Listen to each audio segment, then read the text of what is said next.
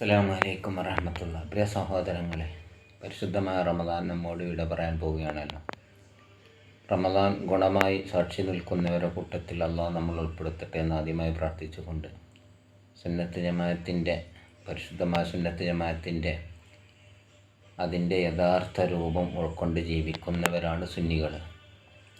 2-3 വിഭാഗങ്ങളുണ്ടെങ്കിലും അവർ ആശയത്തിലൊക്കെ ഒന്നാണ്. ഇത് ഒന്നാണെന്നും എല്ലാവരെയും ഒരു പോലെ കാണണമെന്നും പറയുന്ന ആളുകൾ പക്ഷേ സ്വാർത്ഥ താല്പര്യങ്ങൾക്ക് വേണ്ടി ചില സംഘടനാപരമായ അഭിപ്രായ വ്യത്യാസങ്ങൾ അത് വലുതാക്കി കൊണ്ടുകൊണ്ട് നമ്മളെ സംഘടന മാത്രമേ ശരിയുള്ളൂ എന്ന ചിന്താഗതി ചില ചെറിയ ആൾക്കാർക്ക്, വലിയവർക്കതൊന്നുമില്ല. എന്തെന്ന് വെച്ചാൽ 2-3 ഗ്രൂപ്പായി ഇവിടെ പിരിഞ്ഞിട്ടുണ്ടെങ്കിലും അതിൻ്റെ ആദ്യകാലം മുതലേ ഇവിടുത്തെ പണ്ഡിതന്മാർ, അതിൽ കാര്യബോധമുള്ള പണ്ഡിതന്മാർ അവരെ അടച്ചാക്ഷേപിക്കാറില്ല. എന്താണെന്ന് വെച്ചാൽ അടിസ്ഥാനപരമായ കാര്യത്തിൽ ആർക്കും അഭിപ്രായവ്യത്യാസമല്ല. സമസ്ത തന്നെ രണ്ടായി പിരിഞ്ഞത് രാഷ്ട്രീയപരമായിട്ടുള്ള ചെറിയ കാര്യങ്ങളിലായിരുന്നു എന്ന് എല്ലാവർക്കും ബോധ്യപ്പെടും. ഒരു വിഭാഗം ഈ ഇടതുപക്ഷത്തിനെ അനുകൂലിക്കുന്നവരാണെങ്കിൽ മറുവിഭാഗം വലതുപക്ഷത്തിനെ അനുകൂലിക്കണം, ഈ രൂപത്തിലായിരുന്നു എങ്കിൽ. എന്നാൽ ഇത്തിഖാദിൽ എല്ലാവരും ഒന്നാണുള്ളത്. ഇമാം അബൂ ഹസനുൽ അശ്അരി, ഇമാം അബൂ മൻസൂർ മാതുരിദി, ഇവരിൽ ഏതെങ്കിലും ഒരു തരീഖത്ത് സ്വീകരിച്ചവർ. ഷാഫി, ഹനഫി, ഹംബലി, മാലിക്കി, ഈ നാലാളൊരു മദ്ഹബ് അംഗീകരിക്കുന്നവരാണ് സുന്നികൾ. അപ്പം നമ്മൾക്ക് ഈ സുന്നികളെ എല്ലാവരെയും ഒന്നായി കാണണം. അതിന് ചില ആളുകൾക്ക് അതിന് മനസ്സ് വരില്ല, എന്താണെന്നറിയില്ല. കാരണം എൻ്റെ സംഘടനയാണെങ്കിൽ, ഞാനൊരു SSFകാരനാണെങ്കിൽ, അല്ലെങ്കിൽ ഒരു SKSFകാരനാണെങ്കിൽ, അല്ലെങ്കിൽ ഒരു SYFകാരനാണെങ്കിൽ, എൻ്റെ സംഘടനയാണ് ശരി, മറ്റുള്ള തെറ്റ് എന്നൊരു തോന്നൽ ആരോ തെറ്റിദ്ധരിപ്പിച്ചിരിക്കുക. ഈ തെറ്റിദ്ധാരണ നമുക്ക് മാറലെപ്പോഴെന്ന് വെച്ചാൽ അത് മരണത്തോടു കൂടെ, അല്ലാതെ മാറില്ല. അത് ഇത്ര ആൾ പറഞ്ഞിട്ടും കാര്യമില്ല. അതിന് വലിയ ആളുകളെന്ന് നമ്മൾ വിചാരിക്കുന്ന ചില ആളുകൾ അതിന് ഒത്താശ ചെയ്യുന്ന സാഹചര്യം ഉണ്ടായിട്ടുണ്ട്.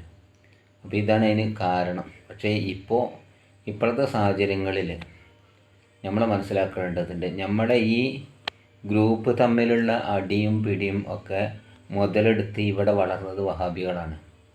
ഇവിടെ സമസ്ത രൂപീകരിച്ചത് വഹാബിസത്തിനെ എതിർക്കാൻ വേണ്ടിയിട്ടാണ്. അത് ഇപ്പോഴാണ് കുറേ ആൾക്കാർക്ക് ബോധ്യപ്പെട്ടത്. എന്താണെന്ന് വെച്ചാൽ നമ്മുടെ സ്ഥാപനങ്ങൾ എത്ര കൈയടക്കി.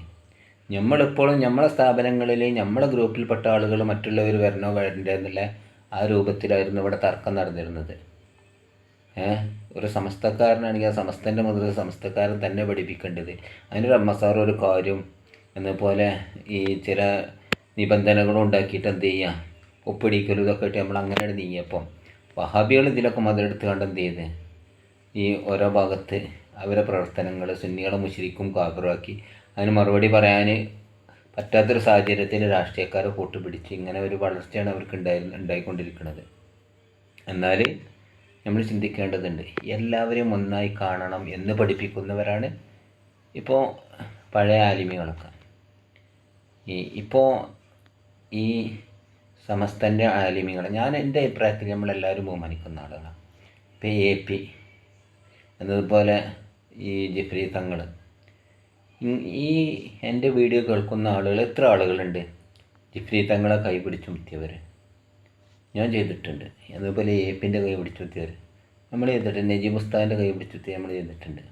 ഇതൊക്കെ എന്താണ്, നമ്മളെ മനസ്സിലുള്ള സുന്നത്ത് ജമാഅത്തിനോടുള്ള അതിരറ്റ സ്നേഹമാണ്. അവരിൽ ചിലപ്പം ഈ അഭിപ്രായ വ്യത്യാസമുള്ളത് നമ്മളങ്ങനെ മനസ്സിലാക്കി വെച്ചത് ഇഖ്തിലാഫുൽ അഇമ്മ റഹ്മത്തുൽ ലിൽ ഉമ്മ എന്നാണല്ലോ.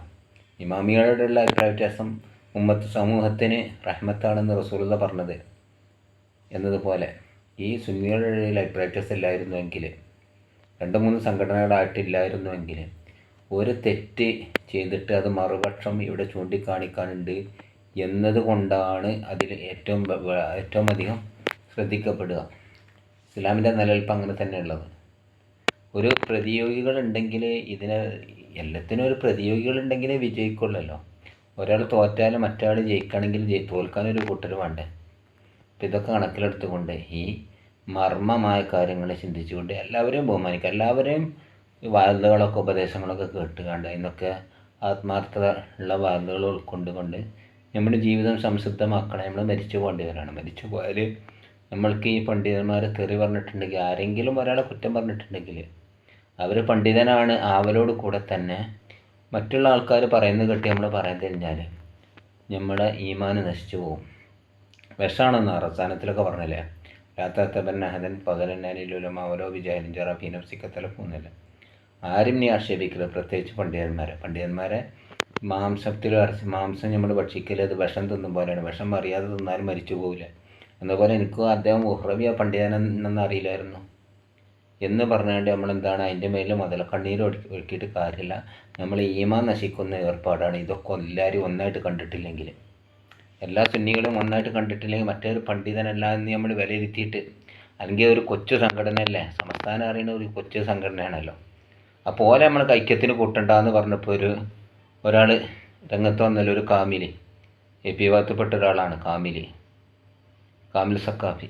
അപ്പോൾ ഇങ്ങനത്തെ ആളുകൾ, കാരണം എന്താ, അങ്ങനെ എല്ലാവരെയും കൂടി കൂട്ടിയാൽ എന്ത് ചെയ്യും, ചിലപ്പോൾ നമ്മുടെ ഇടയിൽ അഭിപ്രായ വ്യത്യാസങ്ങൾ അവർ പറയുമെന്നുള്ളൊരു പേടി. കാരണം എന്താ, അങ്ങനെ പറഞ്ഞാലാണല്ലോ നമ്മുടെ തെറ്റുകൾ തിരുത്തപ്പെടുക.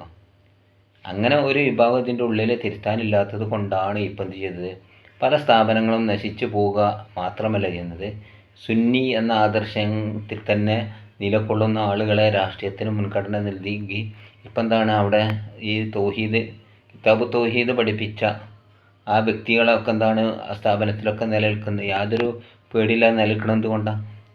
അപ്പോൾ ഇതൊക്കെ നമ്മളെന്താണ്, സുന്നികൾ ഒന്നായി കാണണമെന്ന് പഠിപ്പിക്കാതെ അങ്ങോട്ടും ഇങ്ങോട്ടുള്ള വെറുപ്പും വൈരാഗ്യവും കൊണ്ട് നടക്കാം. ഇതൊക്കെ ഒഴിവാക്കിയാണ് നമ്മളൊക്കെ മരിച്ചു പോകേണ്ടവരാണ് ഇഖ്ലാസോടുകൂടെ. എല്ലാ പണ്ഡിതന്മാരും ബഹുമാനിക്കുക. ഇപ്പോൾ ഞാൻ പറഞ്ഞില്ലേ, നമ്മൾ ഈ AP എന്നതുപോലെ ഈ നജീബ് ഉസ്താദ് എന്നതുപോലെ ജിഫ്രി തങ്ങൾ, ഇങ്ങനത്തെ ആലിമികളൊക്കെ നമ്മൾ കൈ പിടിച്ച് നമ്മൾ മുത്തിയിട്ടുണ്ട്. എന്നതുപോലെ കിയനൂർ എന്ന നാദാപുരത്ത് വലിയ പണ്ഡിതന്, മൂപ്പരെ കൈ പിടിച്ചവനെ മുത്താനയക്കൂല, മൂപ്പരെ കൈ ഇങ്ങനെ താത്തല. ഈ ഒരു സദസ്സിൽ നിന്ന് AP വന്ന് മൂപ്പരെ കൈ പിടിച്ചപ്പം കൈ വലിച്ച ഞാൻ കണ്ടിട്ടുണ്ട്. ജാമിയ ഫലാഹിയൻ്റെ സമ്മേളനത്തിന് AP വന്നിരുന്നു, പേരോട് വന്നിരുന്നു, ഈ മുഹമ്മദ് അലി ശിഹാബ് തങ്ങൾ വന്നിരുന്നു. AP പേരോട് എങ്ങനെ വന്നെന്ന് വെച്ചാൽ ഒരു അറബി വന്നപ്പോൾ അറബിൻ്റെ കൂട്ടത്തിൽ വന്നതാണ്. അപ്പോൾ കൈ പിടിച്ച് ഇങ്ങനെ മുത്താരത്ത് മൂപ്പര് വലിക്കുക, സാധാരണ അങ്ങനെ ചെയ്യില്ല. അപ്പോൾ ഇതിനെപ്പറ്റി മൂപ്പരോട് ചോദിച്ചപ്പോൾ എന്താ പറഞ്ഞത്, കൊത്തേണ്ട കൈയുണ്ട് മുത്തേണ്ട കൈയുണ്ട്, നമ്മളെ കൈയൊക്കെ കൊത്തേണ്ട കൈയാണെന്ന് പറഞ്ഞിട്ടുണ്ട്. ആരും കൈ പിടിക്കാനായിക്കില്ല. നമ്മളിങ്ങനെ സലാം പറഞ്ഞാൽ കൈ ഇങ്ങനെ താത്തി പിടിക്കുക ചെയ്യുക. എനിക്കനുഭവമാണ്.